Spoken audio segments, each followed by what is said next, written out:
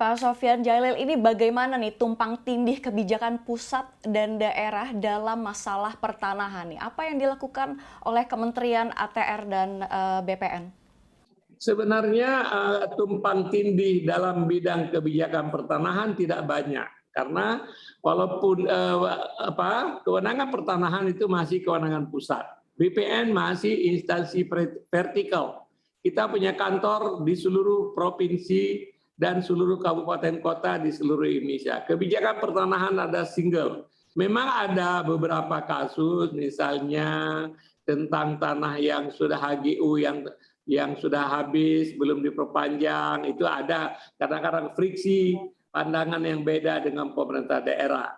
Kemudian dalam rangka misalnya kita program reforma agraria, membagi tanah kepada rakyat. Di sini peran pemerintah daerah sangat penting. Nah, dalam hal ini kadang-kadang perlu banyak koordinasi, ya. Tetapi tumpang tindih yang sistematik praktis tidak ada, ya. Nah, cuman yang ada kadang-kadang Anda mendengar tumpang tindih sertifikat satu tanah dua sertifikat. Nah, itu terjadi. Ini yang sekarang kita juga sedang tata. Kenapa itu terjadi? Banyak dulu orang punya tanah. Tanahnya itu mungkin katakanlah dulu di Depok, Depok ujung sana ya. Di Depok dulu tahun 70 Depok itu daerah yang masih sepi sekali, ya, masih kosong, penduduknya sedikit. Penduduknya yang ada di sekitar stasiun Depok aja gitu barangkali pada saat itu. Pada saat itu banyak tanah, kemudian ada yang di pemerintah bagi-bagi, ya, bagian dari reforma agraria, land reform pada saat itu. Ada juga orang-orang yang punya inisiatif beli tanah. Setelah dia beli tanah dikuasai, dikeluarkan sertifikat, tapi nggak pernah dijaga, nggak pernah dirawat, entah orangnya kemana. Kemudian Depok berkembang, orang ada tanah kosong mulai didudukin, kemudian setelah duduk sekian lama datang ke BPN, dibikin surat oleh kepala desa bahwa tanah itu milik orang yang menduduki itu, keluarlah sertifikat kedua. Hari ini karena Depok itu sudah maju sekali, harga tanah sudah mahal, orang yang punya sertifikat entah begitu dia buka-buka lemari kok kelihatan ada sertifikat di situ, baru datang ke BPN, mana tanah saya gitu. Itu yang seperti itu terjadi. Di samping itu ada juga praktek mafia tanah yang sedang kami perangi. Ada orang jahat, ya, mafia tanah ini menggunakan surat abal-abal, kita sebut girik, ya. Girik itu surat bukti pajak zaman waktu-waktu yang lalu, ya, bahkan ya sejak di zaman Belanda. Nah, itu bukti pajak itu bukan tanah. Tapi girik ini sejak tahun 90 oleh Pak Mar'i Muhammad waktu Dirjen Pajak mengatakan tidak berlaku lagi. Tapi dokumen itu masih ada yang tidak terjaga, tidak ada yang rawat. Nah, ini kemudian girik itu tidak ada petanya. Jadi kalau ada orang girik, kemudian dia ada tanah kosong, dia isi giriknya, dia mengatakan ini tanah saya. Itu kerja yang dilakukan oleh apa yang saya sebut sangat keras dalam hal itu, ya, untuk kita tertibkan. Karena ujungnya saya inginkan dan pemerintah inginkan, masyarakat inginkan ada kepastian hukum terhadap tanah. Kalau beli tanah Anda yakin tanah itu tidak sengketa. Kalau Anda punya tanah, Anda yakin bahwa tanah itu tidak akan diserobot oleh orang yang tidak berhak. Baik, ini supaya terhindar dari mafia tanah, ini bagaimana cara Anda dalam memantau dan mengelola penanganan kasus pertanahan di daerah? Nah, bagaimana supaya jangan terjadi mafia tanah? Yang pertama adalah kalau Anda punya tanah, Anda rawat, Anda jaga, ya. Kalau Anda nggak tinggal di situ, tapi seringlah dirawat, dijaga, dimanfaatkan, karena tanah itu memang harus berfungsi sosial. Itu yang pertama. Kalau tanah Anda biarkan, kemudian tanah itu jadi hutan, kemudian ada orang yang duduk di sana, setelah sekian puluh tahun, itu menurut hukum bahkan itu Anda kehilangan hak secara terang-terangan, kemudian pemiliknya tidak memprotes, setelah 20 tahun, itu hilang hak pemilik sebelumnya. Karena tanah itu harus berfungsi sosial. Kemudian yang kedua, kalau mau jual rumah, jual tanah, ada orang datang, Anda harus yakin dulu ini. Jangan-jangan ini ada bagian dari mafia tanah tersebut. Ya kan? Jangan pernah berikan sertifikat tanah itu kepada orang. Nah, kalau Anda mau jual, Anda harus tahu dulu PPAT yang Anda kenal atau PPAT yang punya reputasi yang baik. Karena kadang-kadang PPAT abal-abal ada juga. Dia cetak kartu, dia cetak surat seolah-olah PPAT, bahkan dia sewa kantor. Padahal PPAT abal-abal. Ya. Nah, oleh sebab itu kalau menjual tanah, beli tanah, harus hati-hati jangan sampai terjebak kepada tindakan-tindakan mafia tanah. Yang seperti terjadi misalnya banyak masyarakat dengar kasus keluarganya Pak Dino Patijalal. Itu salah satu. Banyak lagi kasus-kasus yang lain. Tetapi sekarang saya pikir mafia tanah harus berpikir 3-4 kali sebelum melakukan tindakan. Banyak yang sudah ditangkap, banyak yang sudah divonis. Gitu. Pak, ini apakah termasuk Trans Sumatera ini yang dikabarkan batal tersambung? Apakah ini juga disebabkan oleh ulah para mafia tanah? Oh enggak, jadi di Tol Sumatera pemerintah punya target.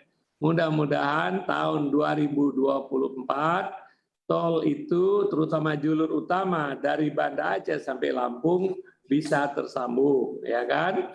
Nah, untuk tersambung ini pekerjaan pertama adalah membebaskan tanah. Sekarang kami terus melakukan pekerjaan pembebasan tanah dalam rangka mencapai tujuan supaya tol itu tersambung, ya. Ada kendala, tapi kendala itu relatif bisa kita atasi karena undang-undang pembebasan tanah yang ada sekarang ini cukup efektif, menjamin tanah untuk kepentingan umum tidak bisa dihalang-halangi. Baik, Pak Sofyan, ini Kementerian Anda memperoleh pagu indikatif sebesar 8 triliun untuk 2022. Ini apa saja program kerja yang disiapkan agar penyerapan anggaran bisa maksimal? Ya, ini memang penyerapan anggaran berlaku di semua kementerian, ya kan? Nah, biasanya penyerapan itu sekitar 90%. Ya, tahun yang lalu bahkan banyak kementerian mencapai bisa menyerap antara kurang dari 90%. Walaupun ada yang di atas 90%. Itu memang kembali karena faktor Covid itu juga mempengaruhi, ya. Nah, untuk kita tentu kita akan lihat selama ini apa yang tidak bisa terserap. Kemudian program apa yang bisa dan urgen sekali untuk kita laksanakan, kita realokasi anggaran tersebut. Sehingga dengan demikian anggaran dialokasikan oleh pemerintah kepada Kementerian ATR BPN itu bisa kita serap secara bertanggung jawab. Karena penyerapan anggaran punya dua fungsi. Fungsi pertama adalah membuat program yang dicanangkan oleh kementerian jadi tercapai. Fungsi kedua ini adalah menginjeksi dana ke masyarakat. Karena berapapun uang yang dikeluarkan oleh pemerintah untuk melaksanakan program pemerintah, dampaknya adalah menginjeksi uang ke dalam masyarakat. Kemudian kenapa juga penyerapan anggaran ini penting? Karena begitu dapat anggaran itu pemerintah harus menyediakan dana, menyediakan uang, harus mengeluarkan surat utang misalnya. Jadi begitu surat utang dikeluarkan berarti beban negara telah terjadi. Kalau kementerian tidak bisa menyerap secara maksimum, berarti ada opportunity cost of money yang harusnya pemerintah tidak perlu bayar. Sekarang pemerintah bayar tapi uangnya tidak dimanfaatkan. Ini program prioritas Anda apa sih, Pak? Program prioritas saya banyak, ya kan, banyak. Ya, dikatakan punya berapa dirjen, ya. Dirjen Tata Ruang, program prioritasnya mempercepat RDTR misalnya, ya kan. Kemudian ini singkat-singkat aja, Dirjen Pengendalian, bagaimana kita mengendali tata ruang, bagaimana supaya danau-danau itu jangan sampai embung-embung itu diuruk orang. Sekarang itu diketahui banyak sekali embung yang dibikin dulu zaman Belanda, embung, waduk, situ di Jakarta di masa lalu sudah mulai diuruk orang, gitu kan, sehingga itu akan menyebabkan misalnya banjir. Sekarang kita coba tata kembali, kita kawal. Gitu.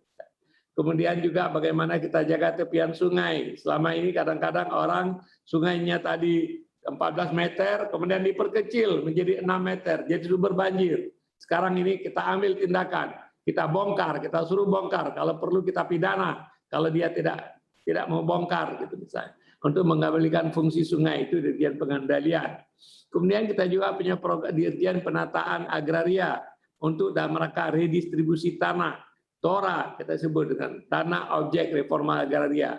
Bagaimana kita percepat redistribusi tanah dalam rangka mencapai ekonomi berkeadilan. Kami juga punya program Dirjen PHPT namanya, penetapan hak dan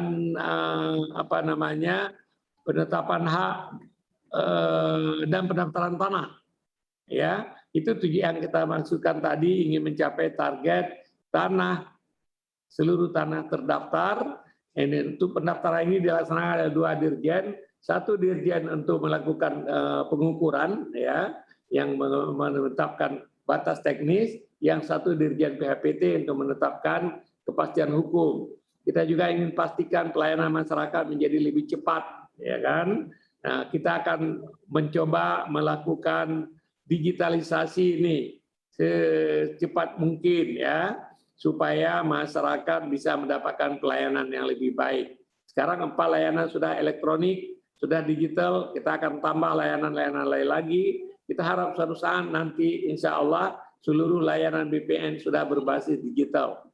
Baik, luar biasa sekali Bapak. Tentunya ini optimisme sektor pertanahan kita harapkan bisa bangkit kembali dan menjadi motor penggerak perekonomian Indonesia. Pak Sofyan Djalil, Anda Menteri Agraria dan Tata Ruang Badan Pertanahan Nasional. Terima kasih atas waktu Anda di CNBC Indonesia. Sehat dan sukses selalu untuk informasi Anda. lebih lengkap dan berita terkait, jangan lupa untuk klik link di deskripsi. Dan jangan lupa juga untuk unduh aplikasi CNBC Indonesia di Google Play Store dan App Store. Dan yang terakhir, jangan lupa untuk subscribe ya.